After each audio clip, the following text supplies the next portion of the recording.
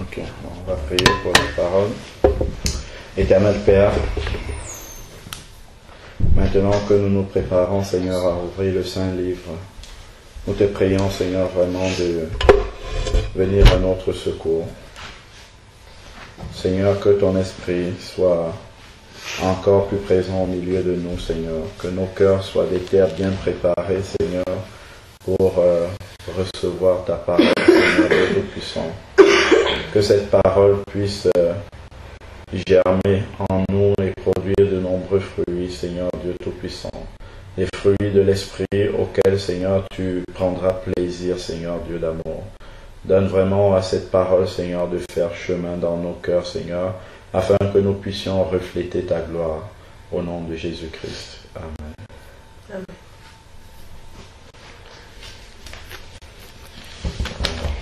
Je vais prendre la Bible qui est là. Bon, on va lire quelques courts passages pour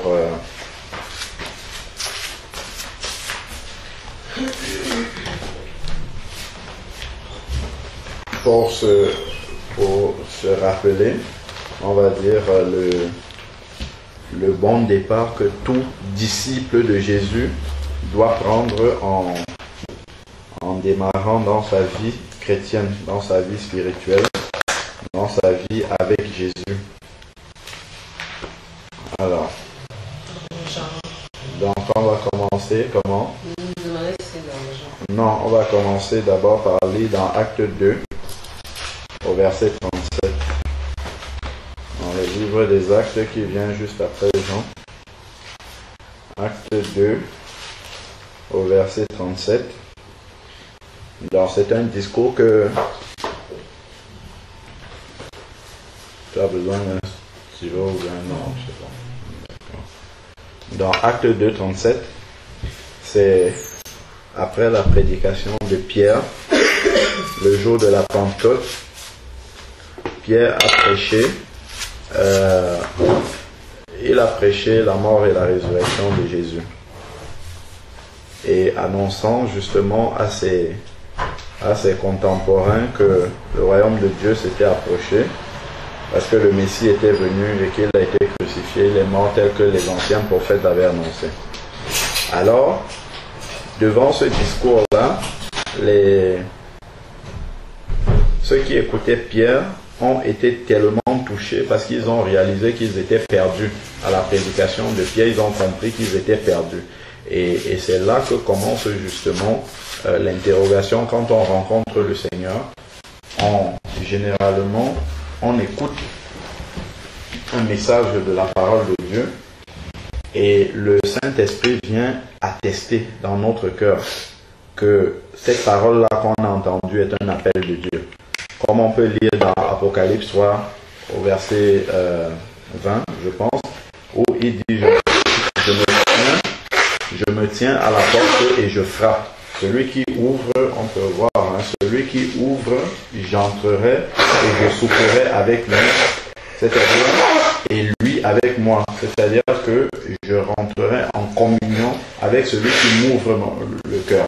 Donc le Seigneur, d'une manière... Apocalypse 3.20, je crois, ou 3.2. Ça doit être 3.20. Alors, Apocalypse 3.20, voilà, c'est ça. Apocalypse 3.20, voici, je me tiens à la porte et je frappe. Donc, le Seigneur ne va jamais violer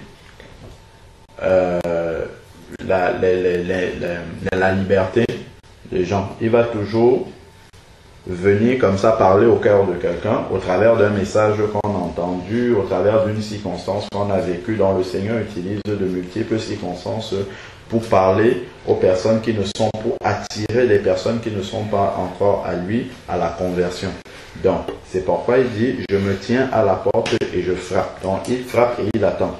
Si quelqu'un entend, donc la première chose, c'est déjà d'entendre. Quand le Seigneur frappe, il faut arriver à discerner, à reconnaître dans les circonstances qu'on vit que voilà, c'est le Seigneur qui est en train de frapper à mon cœur. Ça peut passer par quelqu'un qui donne un message, ça peut passer par une circonstance qu'on a vécue, ça peut être simplement qu'il y a une parole qu'on avait entendue il y a longtemps qui nous revient comme ça dans une circonstance particulière. Et là, on reconnaît que c'est le Seigneur qui est en train de frapper. Donc, on reconnaît la voix du Seigneur, c'est la première chose dont la personne entend. Et ensuite, si la personne ouvre, donc quand le Seigneur cogne, il faut pouvoir avoir le cœur ouvert pour que le Seigneur puisse entrer. Mais si on garde le cœur fermé, c'est-à-dire si on rejette la parole de Dieu, le Seigneur ne pourra pas entrer. Mais lorsqu'il entre dans le cœur de quelqu'un, il dit « je souperai avec lui » et lui avec moi. C'est-à-dire qu'il va entrer en communion avec la personne. Et dans la communion, c'est bien un échange entre deux personnes. C'est-à-dire que ça ne va pas être une situation de monologue où à chaque fois, c'est nous qui avons à faire monter les prières vers le Seigneur. Mais le Seigneur va aussi faire descendre des réponses vers nous et il va nous apprendre à discerner ces réponses. Soit il va nous parler directement par des rêves, par des circonstances, par des personnes, et ainsi de suite. Mais progressivement, il va nous apprendre à écouter sa voix. Et c'est ça, je souperai avec lui. Moi aussi, je souperai. C'est pas seulement lui qui va souper avec moi, mais c'est un échange. C'est-à-dire qu'on va rentrer dans une véritable communion avec le Seigneur. On sera capable d'entendre la voix du Seigneur parce que ceux qui ne sont pas convertis au Seigneur ne peuvent pas discerner de différentes voix parce qu'il y a tellement de choses qui nous parviennent, mais ceux qui ne sont pas nés de nouveau, ceux qui n'ont pas ouvert leur cœur au Seigneur ne sont pas capables de discerner la voix de Dieu au milieu de toutes les voix qui parviennent. Et ça, c'est quand on reçoit le Saint-Esprit que le Saint-Esprit atteste quand on entend quelque chose que ça, c'est la voix de Dieu. Même si ça vient d'un être humain qui est en train de parler, on discerne que c'est Dieu qui parle au travers de cette personne. Voilà. Donc, ces personnes-là ont entendu le message de Pierre et leur cœur a été touché. Comme ça, ils ont ouvert leur cœur et ils ont demandé à Pierre, acte 2, 37, après avoir entendu cela, ils eurent le cœur vivement touché et il dit à Pierre et aux autres apôtres, frères, que devons-nous faire? Donc, ils s'interrogent maintenant qu'on a entendu le message, qu'est-ce qu'on doit faire pour être sauvé? Parce que ce message qu'ils avaient entendu leur posait cette question-là, es-tu sauvé ou pas du tout? Donc, ils réalisent qu'ils ne sont pas sauvés. Et cette question-là, l'idée sous-jacente ici, c'est que devons-nous faire pour être sauvés? Que devons-nous faire pour devenir des enfants de Dieu? Que devons-nous faire pour entrer en communion avec ce Messie que nous avons crucifié? Et c'est la même question que Jésus pose à tous les êtres humains. C'est fait que tous les êtres humains devraient se poser lorsqu'ils sont au contact de la parole de Dieu. Maintenant que j'ai entendu ce message-là, quel impact, qu'est-ce que ça doit apporter dans ma vie? Quel changement ça doit produire dans ma vie? Et c'est là le point de départ avec le Seigneur. C'est d'abord, ça commence par cette question-là. Et cette question, c'est une question qui est liée à l'éternité. Suis-je sauvé ou pas? Qu'est-ce que je dois faire pour être sauvé? Si je meurs là maintenant, où est-ce que je vais? C'est la question qui est là. Donc eux, ils savent, ils comprennent que d'après la prédication qui a été faite, s'ils meurent là, ils vont dans un lieu où il ne faut pas aller. Et donc ils demandent comment faire pour être sauvés.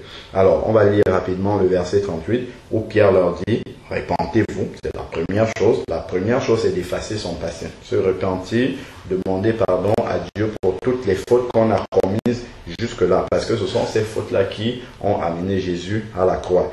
Et quand on demande pardon au Seigneur pour les fautes accomplies, enfin pour les fautes commises, autant pour moi, c'est en fait, on réalise qu'on a offensé Dieu, qu'on a désobéi au Seigneur et que cela ne lui était pas agréable du tout au point où il a dû aller à la croix pour nous.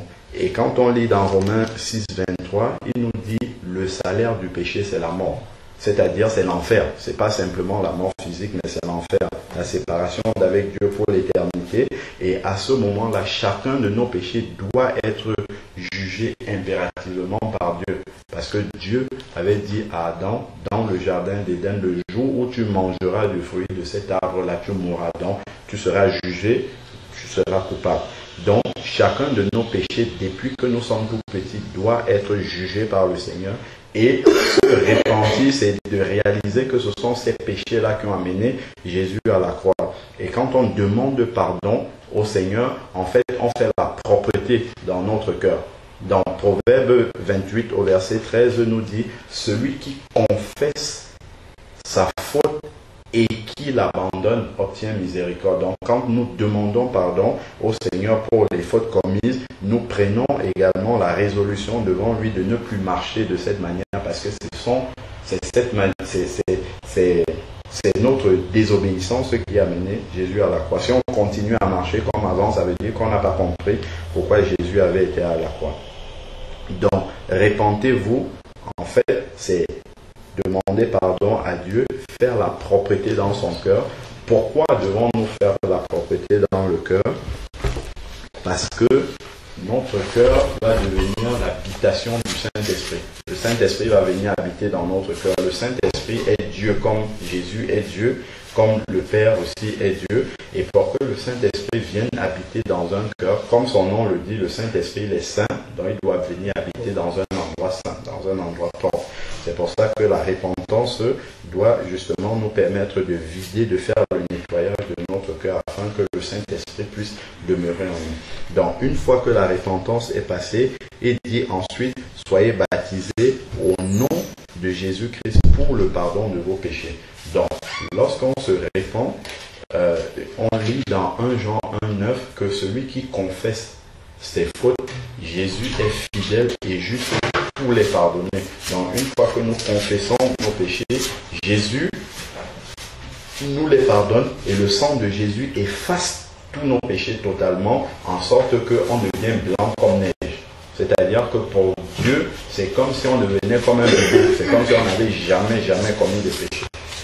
C'est ce qui se passe au moment où on passe par cette phase de repentance. Parce que comme chaque péché doit être jugé, une fois qu'on les a confessés, Jésus efface tout et puis on n'a plus aucun péché. Donc on va prendre maintenant une nouvelle manière de marcher avec Jésus, c'est-à-dire que le Saint-Esprit qui va venir habiter en nous désormais, lorsqu'on va commettre une faute, le Saint-Esprit en nous va s'attrister et va nous dire, bon là tu as mal agi. Et il faut immédiatement aller demander pardon à Dieu. Le sang de Jésus efface et puis on continue en demandant au Seigneur de nous aider à ne plus tomber dans ces fautes-là. C'est comme ça, c'est cette résolution-là en fait qu'il faut prendre. Et donc, et que chacun de vous soit baptisé au nom de Jésus. Bon, c'est pas le baptême en lui qui sauve, c'est la foi dans le sacrifice de Jésus qui sauve. Le baptême n'est qu'une manifestation à l'extérieur du changement qui s'est passé dans le cœur.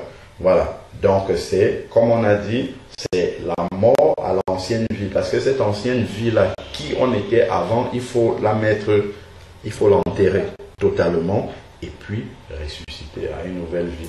Et ce qu'il faut savoir, c'est que avant d'être convertis, tous les hommes qui sont là sur la terre sont dirigés par le diable. Ils n'appartiennent pas à Dieu. Ceux qui sont les enfants de Dieu, eux, ils sont dirigés par Dieu. Donc, quand on n'est pas encore converti, on est dirigé par le diable. Or, le diable ne peut pas lire dans nos cœurs.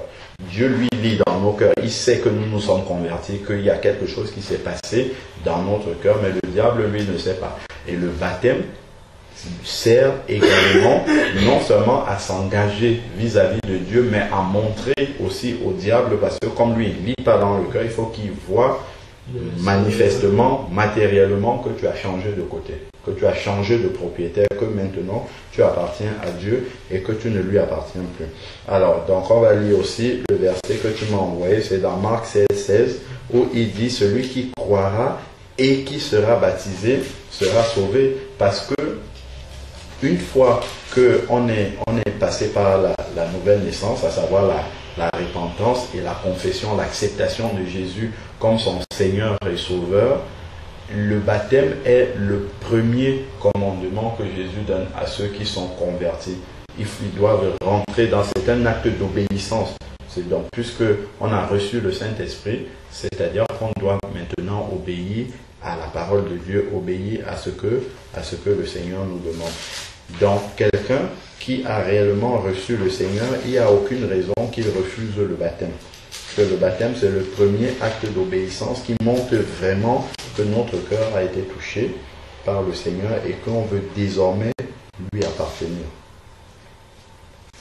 Donc, c'est Marc 16 qui dit, celui qui sera qui croira et qui sera baptisé sera sauvé. Et dans Acte 2:38, il disait pour le pardon de vos péchés. Donc, quand on sort des eaux du baptême, en fait, Dieu, il nous pardonne nos péchés une fois qu'on a confessé, puisqu'il dit, il est fidèle et juste pour nous les pardonner, il les pardonne. Mais le diable, lui, comme il ne sait pas ce qui s'est passé dans le cœur, il peut continuer à nous accuser sur le passé. Mais une fois que tu rentres et que tu sors des eaux du baptême, le diable sait maintenant que tu ne lui appartiens plus et il ne peut plus t'accuser sur ta vie passée. C'est pour ça que le baptême est un impératif une fois qu'on s'est converti. Il faut pouvoir montrer au diable que tu ne lui appartiens plus et là, il ne peut plus t'accuser. Et quand il vient t'accuser, tu lui dis, il n'y a plus de condamnation pour ceux qui sont en Christ. Voilà. Donc, et lorsque on passe à cette nouvelle naissance, je pense que tu connais le verset 2 Corinthiens 5:17 qui dit « Celui qui est en Christ est une nouvelle créature. Toutes les choses anciennes sont passées. » Donc, le diable n'a plus aucune autorité sur toi pour venir te condamner sur ton passé. Et quand je dis le diable, il ne faut pas voir quelqu'un qui vient avec les deux cornes, c'est que les gens de ton entourage peuvent... Le diable va, ce n'est pas... Oui, il va se servir des gens de ton entourage pour te rappeler ton passé, pour te dire que tu n'as pas vraiment changé, que tu es toujours le même, que voilà, il n'y a rien qui a changé. Ça, c'est le diable, il utilise cette méthode-là pour décourager tous ceux qui ont donné leur vie au Seigneur. Et il faut justement avoir en tête ces versets comme 2 Corinthiens 5:17, celui qui est en Christ est une nouvelle création. Nouvelle créature.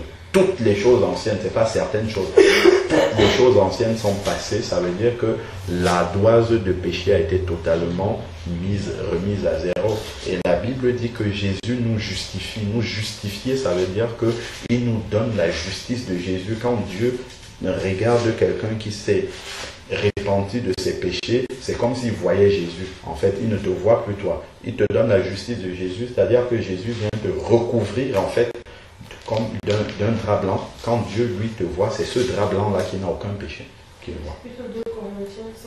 2 Corinthiens 5:17. 2 Corinthiens 5:17. Si quelqu'un est en Christ, il est une nouvelle création. Il faut aussi retenir Romains 8:1. Il n'y a plus de condamnation pour ceux qui sont en Christ. Ça, ces versets-là doivent être clairs dans ta tête. C'est-à-dire que si tu as une oppression du diable qui vient te rappeler par quelqu'un, ou bien voilà, tu as fait ça dans le passé, ainsi de suite, il faut avoir ces versets-là pour s'appuyer dessus, pour rappeler au diable qu'il ne peut plus te condamner sur ton passé. Romains 8:1, il n'y a donc maintenant aucune condamnation pour ceux qui sont en Jésus-Christ. Il n'y en a plus. C'est totalement détruit. Il ne peut t'accuser sur rien du tout parce que Jésus a tout balayé, Jésus a tout pardonné. Tout ce qui concerne ta vie passée va être définitivement enterré aujourd'hui dans les eaux du baptême et Jésus ne s'en souvient plus, contrairement aux êtres humains qui pardonnent en se souvenant. Jésus, lui, quand il pardonne, c'est fini, c'est terminé. Donc, tout ce que tu as confessé avant de venir rentrer dans les eaux du baptême, c'est fini, ça ne sert plus jamais à rien de reparler de ça au Seigneur, parce que lui, il a oublié, ça c'est fini. Aujourd'hui, tu rentres dans les eaux du baptême, c'est fini. Tout ce que tu auras confessé dans le futur, c'est lorsque tu vas chuter prochainement, mais ce qui concerne ton passé, c'est réglé, c'est fini. Aujourd'hui, il n'y a plus de condamnation pour ceux qui sont en Christ. Alors, donc, rapidement, on va lire dans Colossiens 2.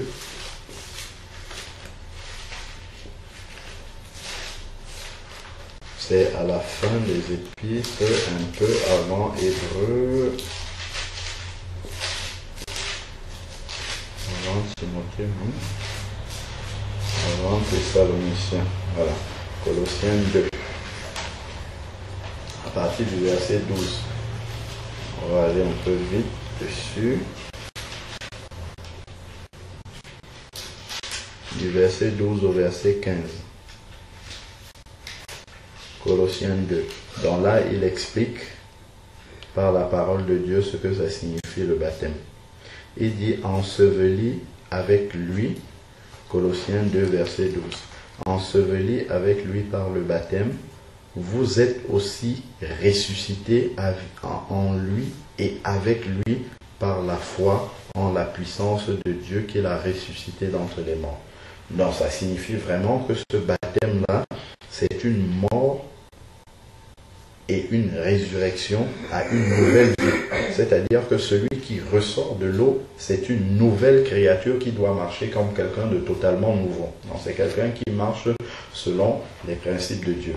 Et ces principes-là, tu n'auras pas à les forcer. En lisant la Bible, le Saint-Esprit en toi va te montrer comment est-ce que tu dois désormais marcher en nouveauté de vie, comme on dit, marcher comme une nouvelle créature. Et ce Saint-Esprit qui sera en toi va te donner de nouvelles orientations, de nouveaux centres d'intérêt, de nouveaux amis, et va te couper de beaucoup de choses qui ne te rapprochent pas de Dieu. Ça, c'est le Saint-Esprit qui va venir. Souvent, tu seras amené à trancher entre les choses que tu aimais avant et que maintenant, qui ne sont plus compatibles avec ta nouvelle vie spirituelle.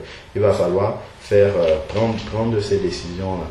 Alors, verset 13, « Vous qui étiez morts par vos offenses et par l'incirconcision de votre chair, il vous a rendu la vie avec lui en nous faisant grâce de toutes nos offenses. » C'est-à-dire que avant on était condamné à l'enfer éternel, mais par cet ensevelissement-là, par cette mort, parce que le baptême c'est un enterrement, par cette mort-là et cette résurrection, il a effacé nos péchés.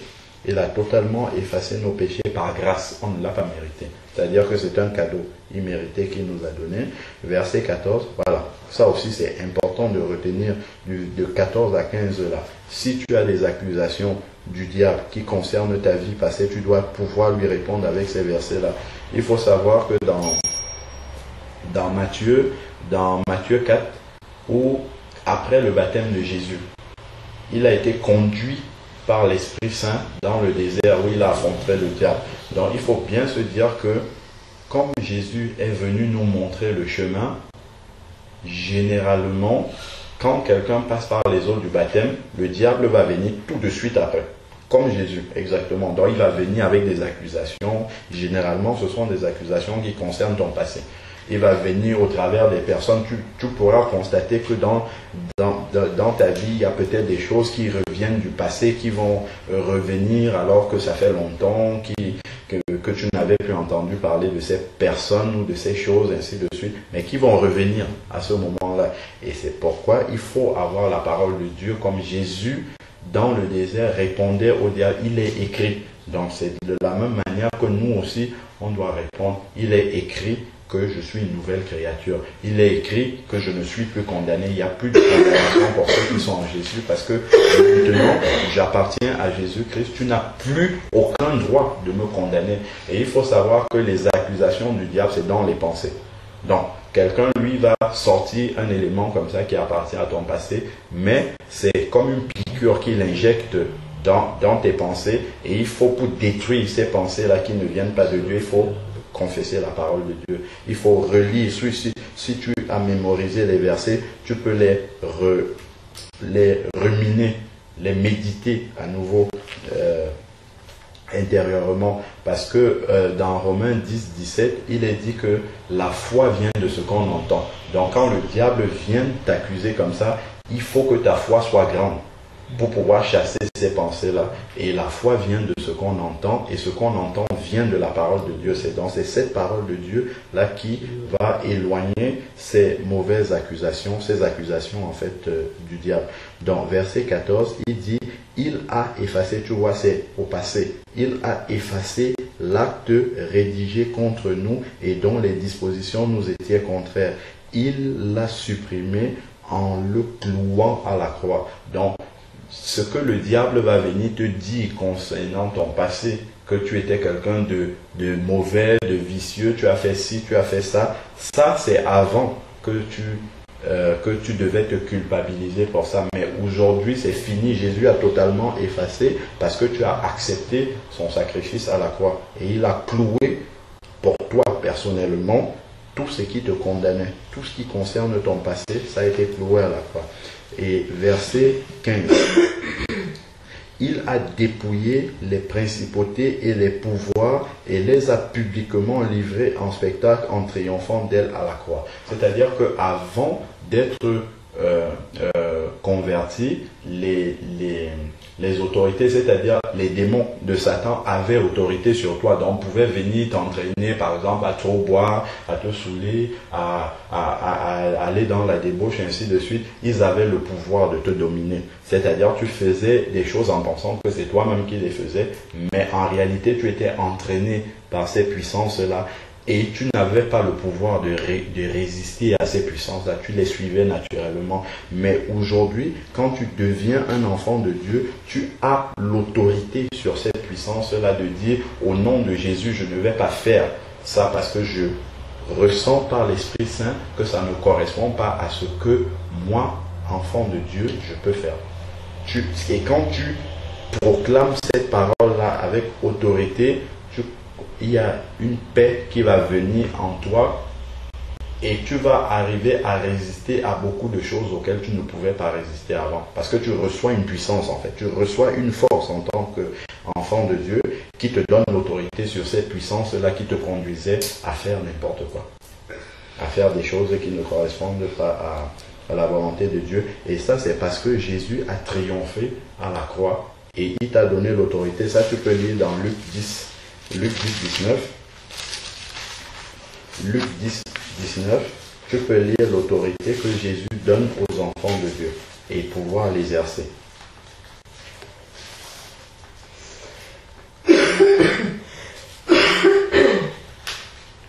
Luc 10 au verset 19. Il dit, voici, je vous ai donné le pouvoir de marcher sur les serpents. Le serpent, c'est le symbole du diable, carrément. De marcher, c'est-à-dire d'avoir l'autorité sur lui. Sur les scorpions et sur toute la puissance de l'ennemi, et rien ne pourra vous nuire. Tu as compris? Donc maintenant, à partir d'aujourd'hui, tu as cette autorité-là. Quand quelque chose, tu ressens une envie de faire quelque chose que tu faisais avant, tu as le pouvoir de dire non, je ne vais pas le faire. Au nom de Jésus, je ne vais pas le faire. Il faut pouvoir exercer cette autorité-là.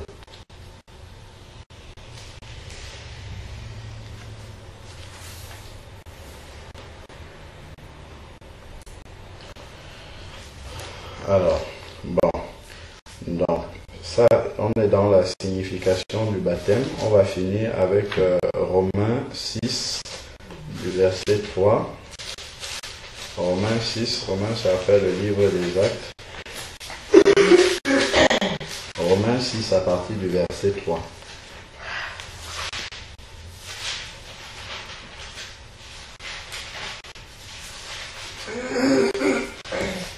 Romains 6 à partir du verset 3. Il dit, ignorez-vous que nous tous qui avons été baptisés en Jésus-Christ, c'est en sa mort que nous avons été baptisés. Nous avons été ensevelis avec lui dans la mort par le baptême, afin que comme Christ est ressuscité d'entre les morts par la gloire du Père, de même nous aussi nous marchions en nouveauté de vie. C'est-à-dire que l'ancien toi meurt et maintenant tu ressuscites et tu dois marcher comme quelqu'un de nouveau. C'est-à-dire quelqu'un qui vit selon la parole de Dieu. C'est pourquoi on dit accepter Jésus comme Seigneur d'abord. C'est-à-dire que désormais ta volonté doit être soumise à la parole de Dieu. En fait, quand tu veux faire quelque chose, il faut toujours que ça devienne un réflexe de se demander est-ce que ce que je fais est en cohérence avec la parole de Dieu, et tu verras que après tu n'auras même plus besoin de te poser cette question parce que le Saint-Esprit en toi va te révéler tout de suite si c'est en accord avec la parole de Dieu ce que tu vas faire ou pas. Alors, verset 5. En effet, si nous sommes devenus une même plante avec lui. Quand tu reçois le Saint-Esprit, en fait, c'est Jésus qui habite en toi. Partout où tu pars, tu vas avec Jésus. Donc, que tu sois devant les gens, que tu sois en retrait par rapport aux gens, Jésus est avec toi, donc il voit tout. Donc, forcément, tu deviens un, en fait, avec Jésus. Tu es participant maintenant au corps de Christ, comme on dit. Alors, tu deviens une plante avec lui par la conformité à sa mort. Nous le serons aussi par la conformité à sa résurrection. C'est-à-dire que quand on sort de ces eaux du baptême là, on devient aussi conforme avec lui dans sa résurrection. C'est-à-dire qu'on va marcher maintenant comme quelqu'un qui a changé de vie. Complètement. Quelqu'un qui marche maintenant selon la parole de Dieu, quel que soit ce que les gens disent à côté, c'est pas ça qui est important. Alors, nous savons que notre vieille nature, c'est-à-dire celui qu'on était avant de rentrer dans les eaux du baptême, notre vieille nature a été crucifiée. Cette ancienne personne qu'on était, elle est morte totalement. Donc, quelqu'un qui vient te parler de ton passé, qui vient te parler des choses que tu as abandonnées, tu as l'autorité de lui dire en face, parce que quelqu'un qui va te parler comme ça, souvent c'est quelqu'un qui n'est pas né de nouveau. Donc c'est quelqu'un qui est conduit par le diable. Donc c'est comme si c'est le diable, comme le diable s'est mis devant Jésus pour parler, c'est comme si c'est le diable en fait qui se mettait devant toi pour parler. Donc tu as l'autorité, on a lu dans Luc 19 que tu as l'autorité de marcher sur la puissance du serpent. Donc tu as l'autorité de rester droit dans tes bottes et dire à la personne qui te parle de ton passé que la personne dont tu parles, elle est morte. Tu as le droit de dire ça à cette personne. La personne ne va pas comprendre de quoi tu parles, mais tu as le droit de dire à cette personne. Ça va être comme une folie pour la personne, mais ça va confondre la personne. Tu lui dis, celui dont tu parles là, il est mort, c'est fini. C'est quelqu'un qui ne vit plus aujourd'hui. Donc, alors, nous savons que notre vieille nature a été crucifiée avec lui, afin que ce corps de péché, le corps que nous avons, soit réduit à l'impuissance. C'est-à-dire qu'on a l'autorité maintenant de marcher sans péché. Et si on pêche, on demande pardon. Et que nous ne soyons plus esclaves du péché. Donc nous ne sommes plus sous cette puissance dominatrice qui nous oblige à faire les choses que nous ne voulons pas faire. Nous devenons maîtres de nous-mêmes, parce que Jésus dit là où est l'esprit, là est la liberté. Donc quand tu reçois ce Saint-Esprit-là, c'est une liberté. Jésus t'a affranchi de la puissance du péché. Donc quand tu fais quelque chose maintenant, c'est parce que tu as décidé de le faire. Si tu pêches, en fait tu as toute la responsabilité, parce que Jésus t'a enlevé la chaîne du diable qui t'obligeait à faire ces choses. Maintenant, tu n'es plus obligé de faire ces choses parce que tu as la révélation du Saint-Esprit qui vit en toi et qui te montre ce qui est bon et ce qui est mauvais, et tu as le libre choix. Alors, verset 7. Car celui qui est mort est quitte du péché. Donc, celui vraiment qui est mort à son ancienne vie, il est quitte du péché. C'est-à-dire qu'il n'est plus obligé de pécher. Il ne doit plus rien au péché. Or, si nous sommes morts avec Christ, nous croyons que nous vivrons aussi avec lui.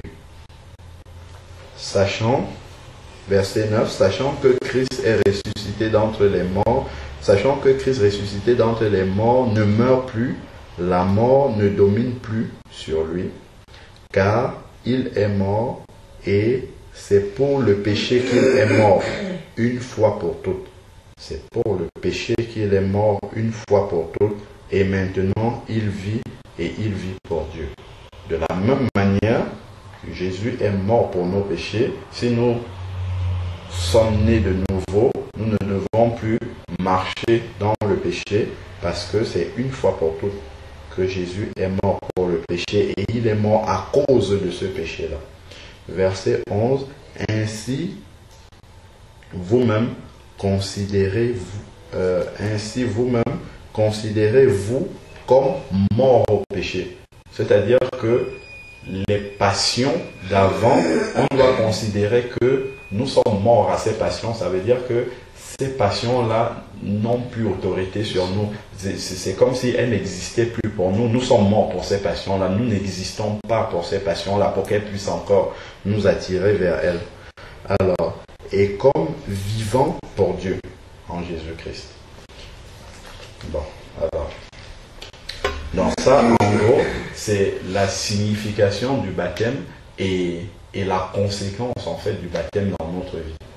Voilà ce que ça implique dans notre vie. Ça implique cette nouvelle nouveauté de vie, cette nouvelle manière de marcher maintenant avec le Seigneur en lui demandant toujours conseil.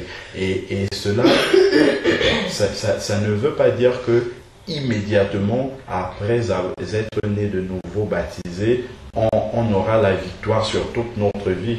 Le Seigneur nous a donné la puissance et l'autorité d'avoir la victoire totale sur le péché, mais il va arriver que de temps en temps, que nous soyons encore pas attentifs du tout, et nous allons tomber encore dans les anciens travers, et c'est là où le diable va venir nous accuser. Mais à ce moment-là, c'est pour ça que quand nous tombons dans ces travers-là, il ne faut pas perdre un instant, il faut immédiatement, quand le Saint-Esprit nous révèle, demander pardon à Dieu. Tu te mets à part quelque part, tu demandes pardon à Dieu, immédiatement il efface, et tu sens cette paix-là qui revient en toi. Bon, maintenant, nous finissons, comme tu as partagé dans le message, le texto que tu m'as envoyé, l'appel à devenir disciple. Maintenant, quand tu passes par les eaux du baptême, en fait, tu rentres dans le corps de Christ, donc parmi les enfants de Dieu. Déjà, quand tu es passé par la repentance, c'est pas un homme qui te dit que tu es maintenant enfant de Dieu, c'est la parole de Dieu. Donc, la parole de Dieu, c'est comme si c'est Jésus lui-même qui parle. Donc, et Jésus nous dit dans Jean 1, au verset 12, Jean 1, verset 12, mais à tous ceux qui l'ont reçu, donc à tous ceux qui ont reçu la parole de Dieu, à tous ceux qui ont accepté Jésus comme Seigneur et Sauveur, elle a donné le pouvoir de devenir enfant de Dieu. C'est cette parole-ci qui nous donne le pouvoir de devenir enfant de Dieu, parce qu'on a rempli les conditions qu'on a vues dans Acte 2, 38. On s'est repenti de ses péchés, on est passé par les eaux du baptême. Cette parole-ci nous donne le pouvoir de devenir enfant de Dieu et donc d'exercer l'autorité des enfants de Dieu. C'est Jean 1, 12. À tous ceux qui l'ont reçu, il a donné le pouvoir de devenir enfants de Dieu. Donc nous devenons des enfants légitimes de Dieu. Des enfants légitimes de Dieu. Donc nous pouvons exercer toute l'autorité et toutes les promesses que nous voyons accordées aux enfants de Dieu. Donc maintenant que tu deviens un enfant de Dieu, il faut savoir effectivement que comme tu as changé de propriétaire, tu n'appartiens plus au diable, il va forcément réagir au travers de beaucoup de circonstances qui risquent d'arriver ou de personnes qui sont autour de toi. Il faut savoir, comme tu as dit dans ton message, que en fait tu deviens un disciple de Jésus. Et qui dit disciple de Jésus, dit quelqu'un qui a choisi le chemin de Christ. Et choisir le chemin de Christ, ça veut dire qu'on va passer par les mêmes souffrances que lui, par le même abandon que lui, par la même incompréhension que lui, par tout ce qu'il a vécu, en fait, nous sommes appelés à le vivre aussi à un degré moindre, parce que pour beaucoup d'entre nous, on ne va pas, sauf si Dieu le veut, passer par la croix, mais on va vivre cette croix-là d'une autre manière. Ça peut être des paroles, ça peut être des amis qui vont nous abandonner, ça peut être la famille qui ne va pas comprendre, ça peut être beaucoup de choses. Donc, pour cela, Jésus nous prépare déjà, quand on lit dans Matthieu 16, 24, Matthieu 16, 24, il nous dit,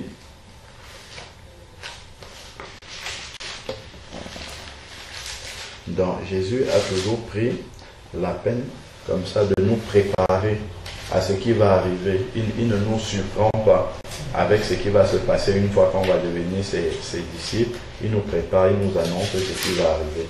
Matthieu 16, 24, il dit, alors Jésus dit à qui? À ses disciples. Il dit à ses disciples, il ne dit pas à la foule, il dit à ses disciples. Ça veut dire que il prépare ceux qui ont choisi de devenir, enfin ceux qui se sont engagés à être ses disciples, il les prévient de ce qui va arriver. Il dit, si quelqu'un veut venir après moi, c'est-à-dire si quelqu'un veut me suivre, qu'il renonce à lui-même. Qu'il renonce à lui-même, ça veut dire que ce qu'il aimait avant doit passer maintenant, doit être secondaire par rapport à ce que Jésus veut dans sa vie. C'est-à-dire que son moi, en fait, doit mourir totalement, et c'est maintenant Jésus qui doit être qui doit avoir la première place dans sa vie. Donc, c'est-à-dire renoncer à ce qu'on aime le plus. Si c'est que ce qu'on aime nous met en porte-à-faux par rapport à ce que Jésus veut, il faut qu'on oublie ce que nous on aime. Alors, qu'il se charge de sa croix et qu'il me suive.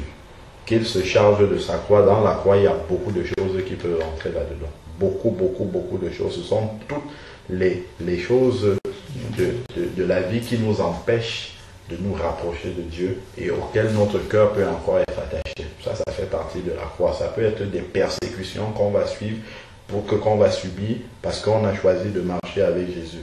Ça peut être toutes les incompréhensions et ainsi de suite. Tout ça, on doit l'accepter volontairement parce qu'on a pris cette décision de suivre Jésus. Mais Jésus va donner des consolations et ça, on finit dessus dans Matthieu 10 à partir du verset 24. Matthieu 10 de 24 à 39. C'est là justement qu'il y a le verset que tu m'as donné, Matthieu 10, 38. Alors, chez moi c'est intitulé Promesse. Jésus dit, Matthieu 10, 24, le disciple n'est pas plus que le maître, ni le serviteur plus que son Seigneur. Il suffit au disciple d'être comme son maître et au serviteur comme son Seigneur. S'ils ont surnommé le maître de la maison Belzébul, à combien plus forte raison surnommeront-ils aussi les gens de sa maison? Donc quand on se convertit au Seigneur, on va désormais, puisqu'on a dit que la parole nous donnait le pouvoir de devenir enfant de Dieu, on va maintenant faire partie de la maison du Seigneur, de la maison de Jésus. Et s'ils ont traité Jésus de Belzébul, c'est-à-dire de diable un peu, ben, les enfants qui appartiennent à Jésus vont être traités de la même manière.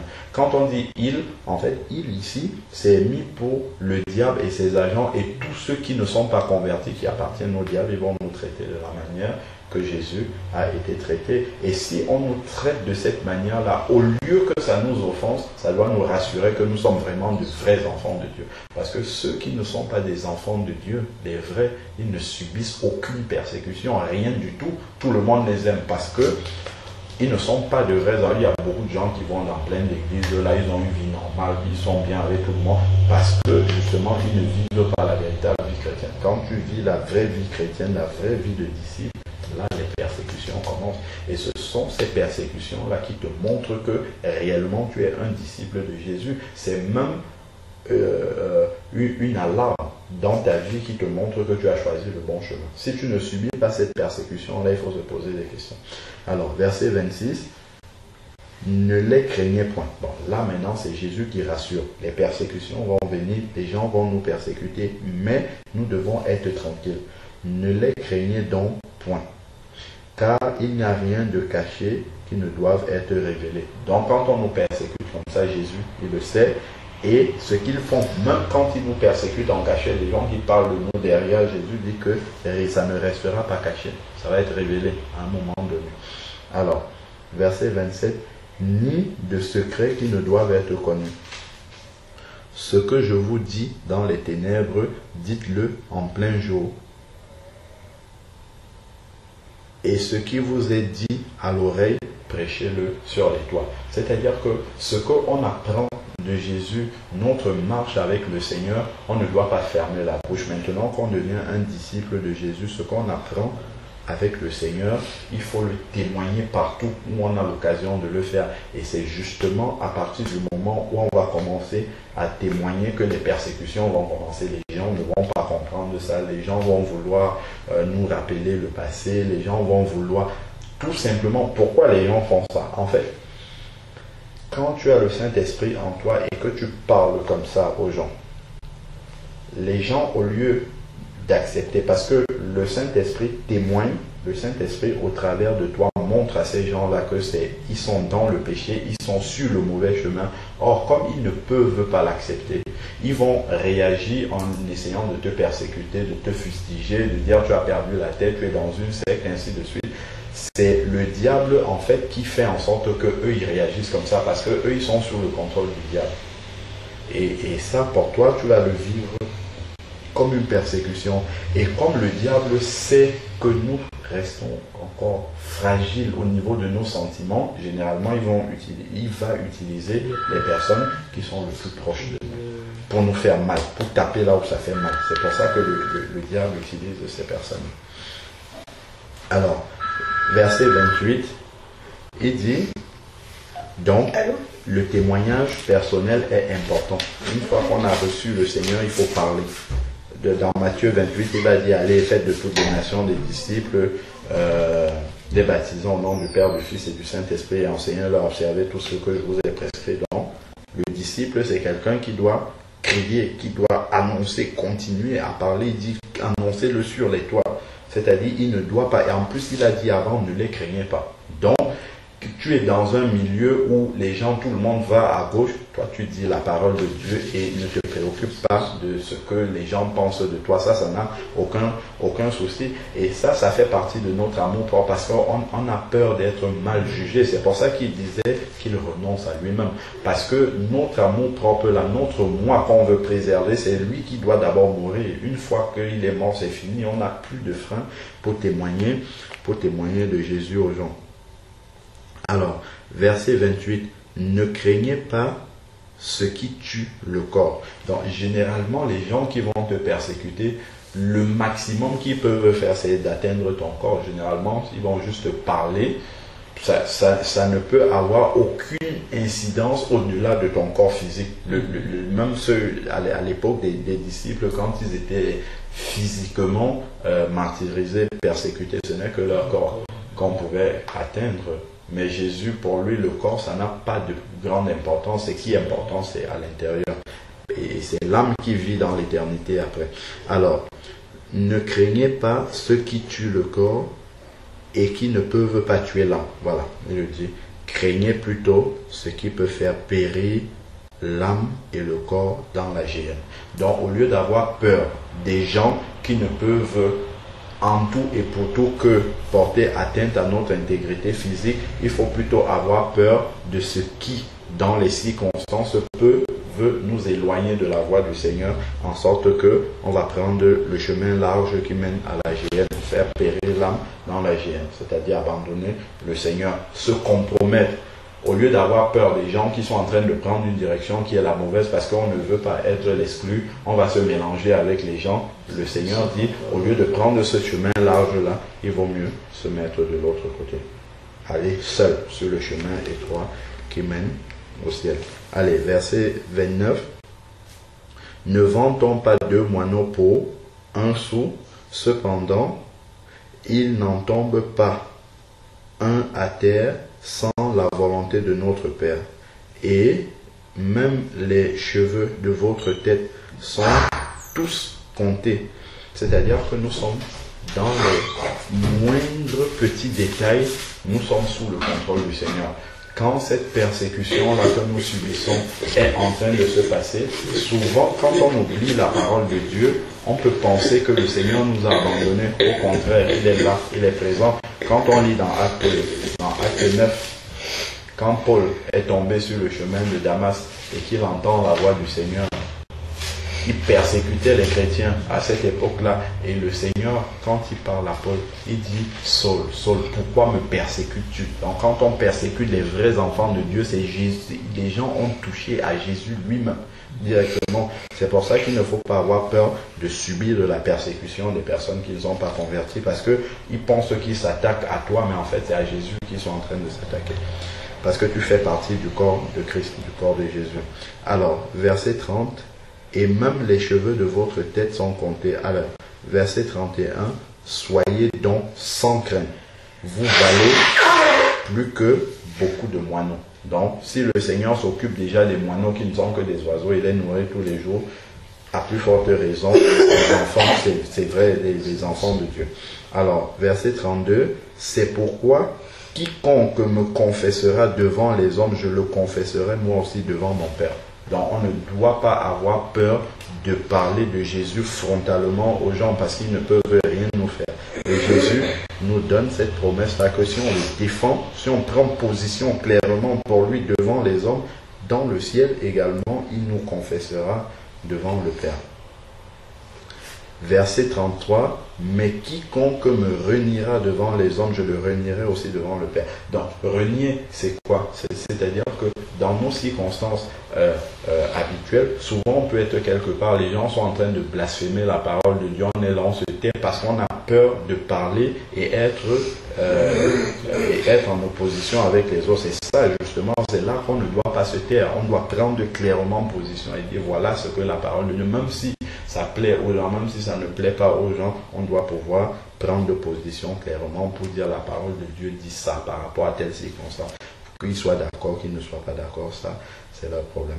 Alors, verset 34, le disciple et la famille, on va arrêter à 39.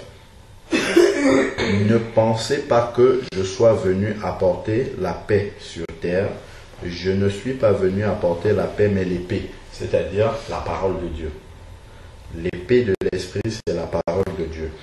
Il est venu apporter la parole de Dieu sur la terre. Et cette parole-là va avoir un effet qui ne va pas toujours créer la paix au sein de la famille.